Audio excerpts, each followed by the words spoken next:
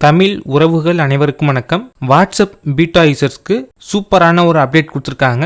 அது என்ன அப்டேட், அதை பற்றி தான் பார்க்க போகிறோம். இப்போ நீங்கள் வாட்ஸ்அப் ஓப்பன் பண்ணுங்கள். 3 டாட்ஸை கிளிக் பண்ணுங்கள். செட்டிங்ஸ் இந்த மெனுவில் அக்கௌண்ட் இந்த மெனுவை ப்ரெஸ் பண்ணுங்கள். இதில் நிறையா மெனுஸ் கொடுத்துருப்பாங்க. நீங்கள் ப்ரெஸ் பண்ண வேண்டியது ப்ரைவேசி. இதில் நிறைய ஆப்ஷன்ஸ் கொடுத்துருப்பாங்க.